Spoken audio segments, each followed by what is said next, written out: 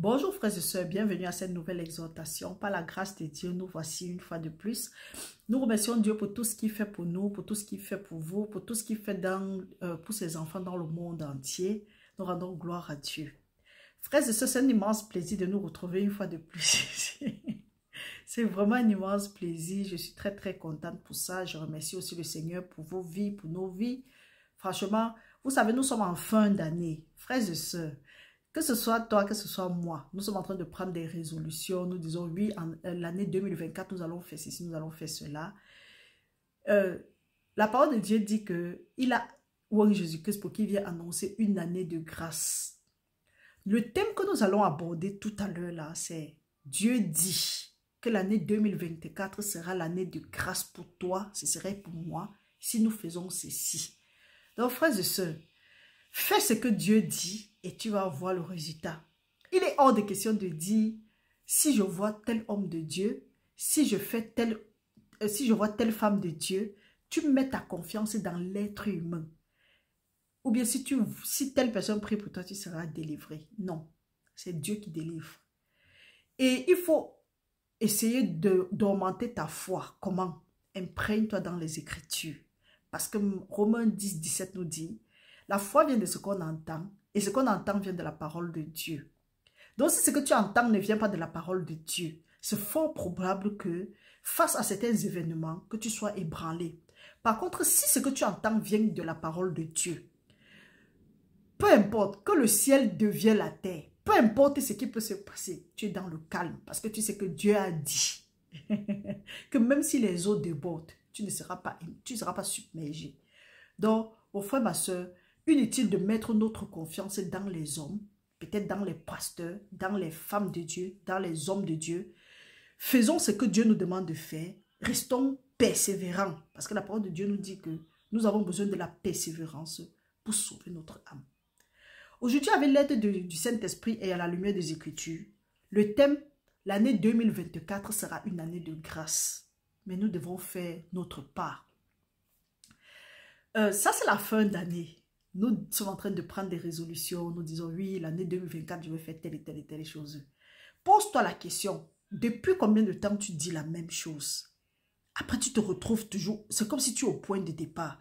Et c'est d'où on parle souvent de l'esprit de stagnation. Tu te rends compte que les objectifs que tu t'étais fixés, tu n'as pas pu les réaliser. Voilà une nouvelle année. Tu fais encore les mêmes choses. Que ce soit toi, que ce soit moi.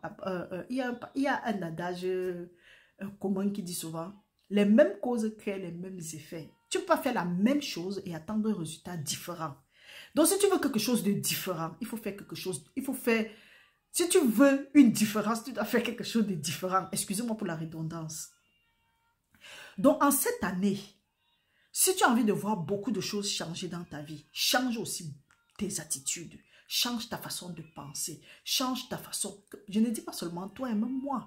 Nous devons changer notre façon de penser. Nous devons changer même notre entourage. Nous devons changer quelquefois, s'il est nécessaire, nos amis. Changer notre façon de parler. Nous devons changer même notre façon de penser et d'imaginer les choses. La parole de Dieu dit que nous devons renouveler notre esprit afin de savoir ce qui est bon et agréable à Dieu. Mon frère, ma soeur, je ne sais pas ce que toi tu as souvent eu à faire. Et tu te retrouves toujours au point de départ. Mais il est temps. Dieu te dit que l'année 2024 sera une année de grâce.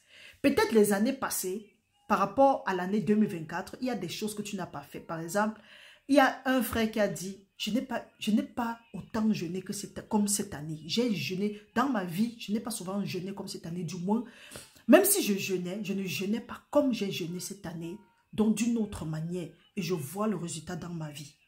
Mon frère, ça c'est la fin d'année. Peut-être les années passées, tu as eu à donner les dîmes, tu as eu à donner les offrandes, tu as eu à faire ce qu'il fallait faire. Mais tu n'as pas vu un grand changement dans ta vie. Peut-être tu n'as pas fait des espoirs comme Dieu t'avait promis.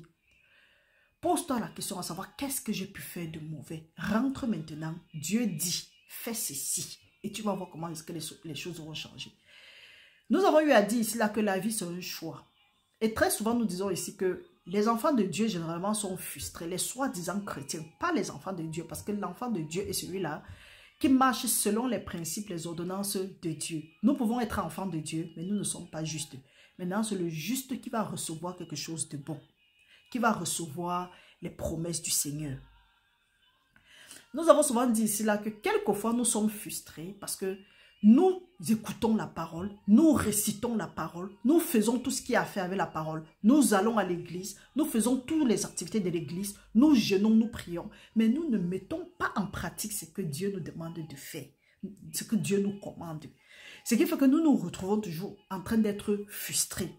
Et très souvent, loin d'être frustrés, nous nous rendons compte que notre situation est même plus pire que pour ceux qui ne connaissent même pas Dieu. Ou bien pour ceux qui marchent comme ça, là, pour ne pas dire que pour des pécheurs. Nous savons, la vie est régie des principes, des lois et des principes. Il y a des choses que quand tu fais automatiquement, tu es béni. Il y a quelqu'un qui a dit que non, pourquoi tu dis qu'on ne doit pas payer la dîme? J'ai dit que non. Moi, par exemple, je ne paye pas la dîme parce que je sais que la dîme ne parle pas de moi. Pourquoi? Parce que j'ai les écritures qui montrent que la dîme ne parle pas de moi. Il y a des choses que Jésus-Christ n'a pas accomplies. Jésus-Christ a dit, je ne suis pas venu abolir la loi, mais je suis venu l'accomplir. Il y a des choses que Jésus-Christ a accomplies. Aujourd'hui, si Jésus-Christ accomplit, je rentre à l'ancienne chose. C'est pour dire que moi, je n'ai pas compris. Et là, je ne vais pas maintenant faire la loi. Par contre, il dit dans sa parole, dans Galates 3:10, que si quelqu'un veut observer la loi, et qui n'observe pas toute la loi, je crois que c'est 613 lois, s'il n'observe pas ça tout, il est soumis à la malédiction, il est sous la malédiction. Pourquoi est-ce que vous portez la malédiction et mettre sur moi au nom de la dîme? Quand bien Jésus-Christ me dit de donner sans contrainte ni tristesse, de donner comme je veux, donc ce qui ne va pas me déranger, on m'oblige à donner les 1/10. Pourquoi est-ce que quand je viens peut-être avec les 1/30, on ne me rejette pas? Donc, faisons très attention à ce que nous comprenons et nous mettons directement en pratique. Par contre, ce que Jésus-Christ a dit, c'est que donner aux pauvres, parce que quand tu donnes aux pauvres, tu es en train d'emprunter à Dieu selon Proverbe et il va te remettre le moment venu. Dieu dit que, Jésus-Christ a dit, quand on accusait cette femme qui est venue laver les pieds de Jésus-Christ, elle a oint avec le parfum. Ils ont dit non, on pouvait vendre ça et donner aux pauvres. Donc même à l'époque de Jésus-Christ, eux, ils connaissaient comment les pauvres étaient nécessaires. Jésus-Christ a dit que non, vous auriez toujours les pauvres avec vous. Ceci veut dire quoi? Je reviens maintenant à la loi qui dit que quand nous lisons dans Psaume 41, nous allons aller rapidement dans Psaume 41. La parole de Dieu nous dit, nous allons lire au nom de Jésus-Christ, il dit, heureux celui qui s'intéresse aux pauvres. Au jour du malheur, l'Éternel le délivre, l'Éternel le garde et lui conserve la vie. Il est heureux sur la terre. Il ne le livre pas au bon plaisir de ses ennemis. L'Éternel le soutient sous son lit de douleur. Tu le soulages de toutes ses maladies. Ça, c'est une loi et c'est un principe. Que tu aies accepté le Seigneur Jésus-Christ ou pas, une fois que tu as fait ça, c'est la bénédiction qui est attachée derrière doit te suivre. Parce que Dieu n'est pas un homme pour mentir, ni un fils de l'homme pour se repentir. Quand tu donnes, peu importe, quand tu t'occupes des pauvres, Dieu a l'obligation de faire sa part. Mais la différence maintenant entre le juste, entre quelqu'un qui a accepté le Seigneur Jésus-Christ et qui marche selon les commandements, les principes et les lois de Dieu, et celui qui n'a pas encore accepté le Seigneur Jésus-Christ et qui ne marche pas selon les commandements, les principes de Dieu, il y a maintenant une différence. C'est que il y a certaines choses que et à la prière de celui-même qui s'occupe des pauvres, ça ne serait pas répondu. Selon Dieu, d'après ce que Dieu dit. Parce qu'il dit que celui-là qui ferme son oreille afin d'écouter l'instruction, même sa prière passe pour une abomination. Aller s'occuper des pauvres, c'est un peu comme si tu fais l'aumône. Là, Jésus-Christ a dit que quand tu fais l'aumône, quand tu pries, quand tu jeûnes, il y a 3 principes. Donc même quand quelqu'un n'a pas accepté le Seigneur Jésus-Christ, il peut aussi jeûner, il peut prier, il peut faire l'aumône. Mais il y a maintenant les prières qui vont monter à Dieu et d'autres prières que Dieu ne va pas écouter à cause des abominations. Maintenant, ceux qui ont accepté le Seigneur Jésus-Christ comme leur Seigneur et leur Sauveur et qui marchent selon les principes, les lois, les préceptes et les ordonnances de Dieu, ils ont cet avantage-là que quand ils prient et qu'ils ont confessé leur péché, leur prière est exaucée.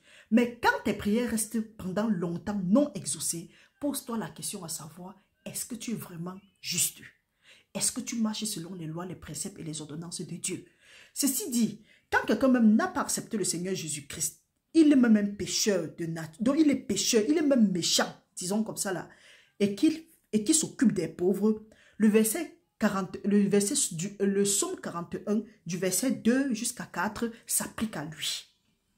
Mais maintenant, il y a certaines choses que lui, il est limité. Parce qu'il ne veut pas écouter la loi du Seigneur. Il ne veut pas exaucer. Il ne veut pas faire ce que Dieu dit.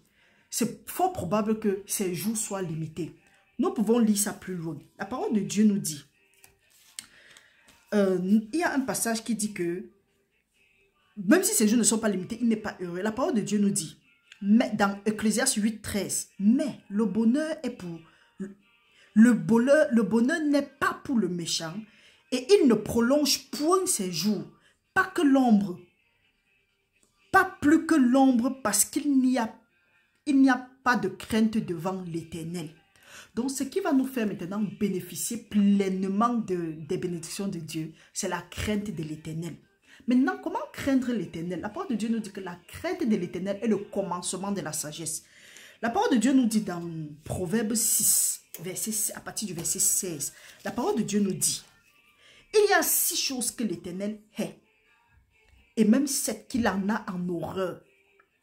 Les yeux hautains, la langue menteuse, les mains qui répandent le sang innocent, le cœur qui médite les projets iniques.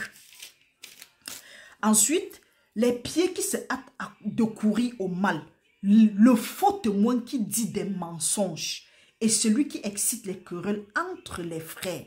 La parole de Dieu nous dit, mon fils, garde les préceptes de ton père et ne rejette pas l'enseignement de ta mère. Lis-les constamment sur ton cou. Bon, nous voulons nous arrêter seulement à 19, donc c'est que Dieu déteste. Observe ta vie. Est-ce que dans ta vie, il y a seulement un seul, en tout cas, les choses que Dieu est là. Est-ce qu'il y a une seule chose que toi tu pratiques? Commence à demander pardon. Confesse, demande pardon, repens-toi et renonce à ça. Sans ça, l'année 2024 ne sera pas une année de grâce. Parce que Dieu a dit que Jésus-Christ est venu pour nous annoncer une année de grâce. Mon frère, ma soeur, peut-être tu as toujours eu peut-être tu ne comprends pas ce qui se passe dans ta vie en ce moment-ci. Tu ne comprends pas pourquoi est-ce que les choses ne marchent pas comme ça aurait dû marcher dans les circonstances normales. Tu te poses la question à savoir, Seigneur, pourquoi est-ce que rien n'avance? Pourquoi je suis bloqué? Pourquoi les promesses que tu as, qui sont écrites ici dedans, ça ne s'applique pas à ma vie? Père, j'ai besoin de comprendre. Dieu te dit aujourd'hui, mon frère, regarde s'il y a quelque chose que Dieu a en horreur, si tu n'es pas en train de faire quelque chose de ce genre. Parce qu'il a dit cela que les jours du méchant ne seront pas prolongés. Ce n'est pas comme si tu vas mourir physiquement. Non, oui, il y a le fait que tu vas mourir physiquement. Parce que la parole de Dieu dit que si tu veux vivre les beaux jours et prolonger tes jours sur la terre, tu dois préserver ta langue du mensonge et de toutes choses mauvaises. La parole de Dieu nous dit aussi, nous pouvons lire ça dans Proverbe 8, à partir du verset 13. La parole de Dieu dit, la crainte de l'Éternel, c'est la haine du mal. La crainte de l'Éternel, c'est la haine du mal. L'arrogance et l'orgueil, la voix du mal, la bouche perverse, voilà ce que je hais. Donc, dis que nous aimons le Seigneur, dis que nous craignons le Seigneur, c'est aimer ce que Dieu aime et haïr ce que Dieu hait. Dieu est bon, Dieu n'est pas gentil. Mon frère, si tu veux que les bénédictions de Dieu se manifestent dans ta vie en 2024. Tu veux vivre dans l'abondance, tu veux vivre dans la paix, tu veux vivre dans la joie, tu veux voir comment est-ce que Dieu touche le cœur même de tes ennemis en ta faveur. Mon frère, ma soeur, commence à détester ce que Dieu déteste et aime ce que Dieu aime et tu vas voir le résultat. Dieu nous dit, nous devons aimer Dieu de tout notre cœur, de toute notre force, de toute notre pensée et de toute notre âme. Dieu dit qu'il a un problème avec nous parce que quand nous sommes en train de prier, notre cœur est loin. Pendant que tu es en train de prier, pense à ce que tu es en train de prier. Donc les versets bibliques, pense à ça. Concentre-toi sur ça. Éloigne-toi de la bouche mensongère, la langue perverse, les pieds qui se hâtent au mal, les langues qui séparent les frères, le commérage. La parole de Dieu nous dit quelque part dans Philippiens Dans Philippiens 4, je crois c'est au verset 8. Allons lire très rapidement. Oui, la parole de Dieu nous dit ceci. Mes frères, je vous conjure. Il dit, Philippiens 4, à partir du verset... Ah non, je suis à... Oui, Philippiens 4, à partir du verset 8, il nous dit ceci. Je vous exhorte, frères, au reste, frères, que tout ce qui est vrai, tout ce qui est honorable, tout ce qui est juste, tout ce qui est pur, tout ce qui est aimable, tout ce qui mérite l'approbation et qui est vertueux et digne de louange, soit l'objet de vos pensées. Tu penses à quoi? Parce que c'est en fonction de ta pensée-là. Ça détermine parfois ce que toi tu dois recevoir. Est-ce que quand tu es en train de, quand tu pries pour quelqu'un, est-ce que ta pensée s'aligne vraiment à ce que tu es en train de prier? Est-ce que quand tu regardes quelqu'un, est-ce que tu as les mauvaises pensées envers cette personne? La parole de Dieu nous dit, même quand tu regardes une femme, Jésus-Christ a dit que quand tu regardes une femme, même seulement tu l'as convoitée dans ta tête, tu as déjà commis un péché. C'est la même chose comme quand nous regardons quelqu'un et que nous avons les mauvaises pensées envers cette personne-là dans notre tête. Nous avons déjà commis le péché. Donc évitons de faire ce que Dieu ne veut pas et nous sommes toujours en train de courir en vain. Nous pouvons regarder. Parfois, on se demande, mais pourquoi est-ce que Dieu ne me répond pas? Pourtant, je fais tout ce que je dois faire. Est-ce que quelquefois, nous sommes même des méchants, mais nous ne nous en rendons pas compte. Nous allons faire la différence aujourd'hui. C'est vrai, le temps presse, mais nous allons prendre le temps. Tu pries, tu fais tout ce qu'il faut faire à l'église. Si tu ne changes pas cette année, tu ne vas pas voir la bénédiction de Dieu dans ta vie. Tu vas continuer à courir, à tourner en rond. Le pécheur, nous sommes pécheurs, mais si nous sommes pécheurs, après nous sommes enfants de Dieu. Mais maintenant, quand nous sommes enfants de Dieu, si nous ne faisons pas attention, au lieu d'être justes, nous allons être des méchants. Et la parole de Dieu dit que quoi? Le méchant, la parole de Dieu nous dit, nous allons aller lire ça dans Isaïe 3. Isaïe 3, Isaïe 3 à partir du verset 10 nous dit, lisons au nom du Seigneur. Voilà, Isaïe 3 à partir du verset 10 dit, dites que le juste prospérera, parce qu'il jouira du fruit de ses œuvres. Malheur au méchant, il sera dans l'infortune, car il recueillera le produit de ses mains. Le méchant sera dans l'infortune parce qu'il récoltera le produit de ses mains. On confond souvent pécheur et méchant. Nous allons faire la différence aujourd'hui. Le pécheur est celui-là qui n'a pas accepté le Seigneur Jésus-Christ. Il ne connaît même pas le Seigneur Jésus-Christ. Il rejette le Seigneur Jésus-Christ. Ou bien il n'a même pas accepté. D'autres rejettent, d'autres n'ont jamais compris. Il fait sa vie selon lui. Et généralement, les pécheurs aussi ont les bonnes qualités. La seule différence, c'est qu'eux, ils ne marchent pas. Ils ne sont pas encore appelés enfants de Dieu. En ce moment-là, ils ne sont que la créature de Dieu. Le pécheur, généralement, est celui-là qui transgresse les commandements de Dieu sans s'en rendre compte. Parfois, en tout cas, la majorité du temps, il ne s'en rend pas compte. Maintenant, quand il a accepté le Seigneur Jésus-Christ, que ce soit toi, que ce soit moi, quand nous avons accepté le Seigneur Jésus-Christ, nous prenons le statut maintenant d'enfant de Dieu. Donc, nous quittons du stade de pécheur à enfant de Dieu. Une fois maintenant que nous sommes enfants de Dieu, à partir de là, nous-mêmes, la vie c'est un choix. Nous devrons décider si nous voulons être des justes ou bien des méchants. Voilà. Maintenant, juste, tu es juste, c'est vrai. On dit que nous sommes la justice de Dieu dans le Seigneur Jésus-Christ. La parole de Dieu dit que la prière fervente du juste a beaucoup d'efficacité. Pose-toi la question, suis-je juste ou suis-je méchant ou méchante? Le juste, c'est celui-là qui est ce que Dieu est. Il ne médite pas le mal. Il aime ce que Dieu aime. Il aime Dieu de tout son cœur, de toute son âme, de toute sa force. Il aime son prochain comme lui-même. Pas que, peut-être aimer ton prochain comme toi-même ne veut pas dire que tu prends part aux œuvres infructueuses des ténèbres ou bien tu prends part au péché d'autrui. Aimer quelqu'un, tu aimes quelqu'un, tu peux aimer quelqu'un à distance. Nous sommes les imitateurs de Christ. Donc nous devrons faire la même chose que Jésus-Christ. Nous allons revenir. Le juste, c'est celui-là qui fait ce que Dieu aime. Il aime ce que Dieu aime, il déteste ce que Dieu déteste. Là, tu pars au juste. Tu quittes le stade d'enfant de Dieu. Tu es juste et tu restes enfant de Dieu. Maintenant, le méchant. Celui qui est méchant, enfant de Dieu et il devient méchant. Pourquoi? Parce qu'il aime ce que Dieu déteste et il déteste ce que Dieu aime. Le fait même seulement d'accepter quelque chose que Dieu est, fait qu'il entre dans le camp des méchants. Et c'est normal que quand tu pries, rien ne se passe. Tu peux jeûner, tu peux prier, tu vas proclamer, tu vas réciter, tu vas délivrer, tu vas faire ce que tu veux. Mais il y a les bénédictions qui ne vont pas s'attacher à toi. Parce que la parole de Dieu dit que celui-là qui ferme son oreille afin d'écouter l'instruction, même sa prière passe pour une abomination. Nous pouvons lire ça, je crois que c'est dans Proverbe 28, 9, quelque chose de ce genre. Donc mon frère, ma soeur, si tu acceptes le Seigneur Jésus-Christ et que les promesses de Dieu ne s'appliquent pas dans ta vie, regarde si tu n'es pas méchant ou méchante. Parce que si tu aimes, si Dieu dit qu'il hait ça, toi tu dois haïr ce que Dieu hait. Mais si tu ne hais pas ce que Dieu hait, tu passes pour méchant. Pourtant notre Père est bon. Donc au lieu d'être juste, tu es injuste.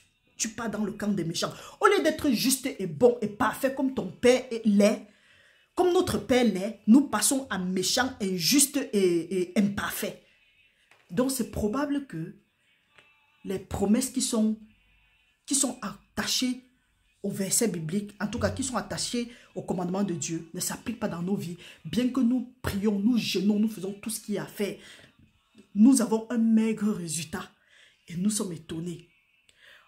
Ça, c'est la fin d'année, mon frère, ma soeur. Prends les bonnes résolutions. La dernière fois, on a parlé que la vie, c'est un choix. C'est à toi de choisir. Mais Dieu a déjà dit sa part. L'année 2024, c'est une année de grâce. Et de grâce en abondance, c'est une année d'abondance. Ça dépend maintenant de toi. Tu vas entrer dans la grâce. Choisis la bonne part. Mais si tu ne veux pas entrer dans la grâce, le fait même de ne pas choisir, c'est déjà faire un choix. Parce qu'il n'y a pas de neutre avec Dieu. C'est pourquoi il dit que toute âme perdue va aller en enfer. L'âme perdue, c'est celui-là qui n'a pas choisi l'enfer, il n'a pas choisi le paradis. Il n'a pas choisi Dieu, il n'a pas choisi le Une fois que tu n'as pas choisi, tu es comme une âme perdue. N'importe comment tu vas aller dans le mauvais camp. Donc mon frère, ma soeur, en cette année 2024, prends la résolution. Pendant que tu fais tes projets, prends la résolution aussi de marcher selon les principes, les lois, les ordonnances et les préceptes de Dieu. Si Dieu te dit, aime ton prochain comme toi-même, aime-le. Peu importe le mal qu'il a pu te faire. Nous allons prendre un exemple. Si Jésus-Christ a été trahi par Judas. C'est Jésus-Christ lui-même qui avait choisi Judas parmi ses 12 disciples. Quand Jésus-Christ est mort, après tout ce qu'il a traversé, même étant déjà sur la croix, Jésus-Christ avait déjà pardonné à Judas. Il a dit que Seigneur, pardonne-les, car ils ne savent pas ce qu'ils font. Même ceux qui l'ont crucifié, il a pardonné ceux-là. Quand Jésus-Christ est ressuscité, Judas s'est tué. Il s'est donné la mort. Les gens qui ont crucifié Jésus-Christ, quand Jésus-Christ est revenu, est-ce que Jésus-Christ a fait fi d'eux? Est-ce que Jésus-Christ a même mentionné leur nom? Jésus-Christ a continué sa route. Donc si toi, moi, nous voyons les Judas dans nos vies, nous disons que non, Dieu a dit que nous devons aimer notre prochain comme nous-mêmes. Nous devrons pardonner. Tu as pardonné. Mais ça ne veut pas dire que nous ne devons pas être prudents. Parce que la parole de Dieu nous demande d'être prudents comme des serpents et simples comme des colombes. Pardonne. Mais aime cette personne à distance. S'il a besoin de toi, fais et que tu peux, vas-y, aide-le. Mets-toi à distance et prie pour la personne. Parce que Jésus-Christ a continué à prier. J'espère que vous avez compris. Si en cette année 2024, tu ne prends pas certaines résolutions, tu ne te décides même pas, il faut même te décider à te séparer de tout ce qui peut te distraire. C'est pourquoi la parole de Dieu dit que si ta main est une occasion de chute pour toi, coupe, tu jettes. Mieux vaut pour toi entrer dans le royaume de Dieu étant manchot que d'aller dans la guéhenne avec tous tes membres. Demande-toi maintenant, demande que Saint-Esprit de Dieu, quel que soit ce qui peut m'éloigner de Dieu en cette année 2024, Père, coupe ça. Et si le Saint-Esprit te dit qu'il veut ça, tu vas voir, là où le Saint-Esprit va mettre, là où Dieu va dire que c'est ça que je veux, c'est quelque chose que tu es trop attaché à ça. Laisse partir. Parce que les projets que Dieu a pour toi, que ce soit pour toi, pour moi, sont les projets de paix et de bonheur, non de malheur, pour nous assurer un avenir plein d'espérance. Mais si tu refuses, Dieu dit ceci, tu connais, pour ceux qui sont méchants, ceux qui disent qu'ils sont enfants de Dieu, mais au lieu de faire ce que Dieu a dit, ils font et ils essayent d'exercer leur propre justice. Dieu nous dit cela. Nous pouvons lire ça dans Luc 12, de 47 à 48. La parole de Dieu nous dit, Le serviteur qui, ayant connu la volonté de son maître, n'a rien préparé et n'a pas agi selon sa volonté, sera battu d'un grand coup. Donc ce n'est pas étonnant que tu dis que tu es enfant de Dieu, tu as accepté le Seigneur Jésus-Christ comme ton Seigneur et ton Sauveur, mais tu es surpris que celui-là qui est un pécheur s'en sort mieux, a plus de bénédictions que toi qui dis que tu es enfant de Dieu. Pourquoi? Parce que tu es frappé d'un grand nombre de coups. Pourquoi? Parce que tu connais la volonté de Dieu, mais tu n'appliques pas. Ce qui fait que Dieu te met dans le camp des méchants. C'est lui-même qui te livre au bon plaisir de tes ennemis. Mon frère, ma soeur, tout ce que je t'exhorte aujourd'hui à faire, c'est que tu sois méchant, que tu sois pécheur, que tu sois peu importe ce que tu es, le Seigneur dit aujourd'hui que fais ce qui est bien, détourne-toi du mal et reviens à lui. Peut-être on a dit que pour toi est fini. Peut-être toi tu restes, tu dis que non, il n'y a plus d'espoir pour toi. Mon frère, au départ nous avons dit, il y a de l'espoir pour un chien vivant que pour un lion mort. Quand le lion est mort, quand le lion est mort, il n'y a plus d'espoir pour lui. C'est pour dire que celui-là qui est mort, il n'y a même plus d'espoir pour lui. Il n'y a plus sa part parmi les vivants. Mais tant que tu vis, peu importe ce que tu as traversé, peu importe ce que tu as fait, mon frère, ma soeur, accepte le Seigneur Jésus-Christ aujourd'hui comme ton Seigneur et ton Sauveur. Vis dans la sanctification. Déteste ce que Dieu déteste. Aime ce que Dieu aime. Prie pour ceux-là qui te maudissent. Bénis ceux-là qui te maudissent. Prie pour ceux qui te haïssent et qui te persécutent. Mon frère, aime ton frère comme toi-même. Pas que tu avances aveuglement et tu vas voir le Dieu de toutes les grâces va te combler. Reste persévérant au nom puissant de Jésus-Christ. Nous vous souhaitons une très bonne journée dans la paix du Seigneur. Nous espérons que le Saint-Esprit a gravé ces paroles sur les tableaux de vos cœurs et que ça va vous parvenir dans les très très bonnes conditions. Frères et sœurs, restez bénis au nom puissant de Jésus-Christ. N'oubliez pas notre rendez-vous de samedi soir. Nous allons nous retrouver pour prier. En fait, ce n'est même pas une prière, mais c'est le fait de bavarder ensemble. Nous allons discuter de la parole et nous allons conclure ce que nous avons commencé. Nous allons chercher le Seigneur tout ensemble jusqu'en fin d'année. Frères et sœurs, restez bénis. Une annonce. À la fin de ce mois, il n'y aura pas les 3 jours de jeûne. Mais pendant le mois de décembre, nous allons faire 7 jours de marathon de jeûne. Donc, nous vous exhortons, frères et sœurs. Jésus-Christ a dit qu'il y a un genre de démons qui ne sortent que par la prière et le jeûne. Que ce soit les mauvaises habitudes, que ce soit n'importe quoi. Entreprends un temps de jeûne et de prière et tu vas voir que certaines choses qui passent le temps à te fatiguer, ça va quitter de ta vie sans que tu ne t'en rendes compte. Reste béni au nom puissant de Jésus-Christ. Je te remercie pour ta présence. Aime la vidéo, partage et nous serons ravis d'avoir vos commentaires en bas. Restez bénis au nom puissant de Jésus-Christ. Amen.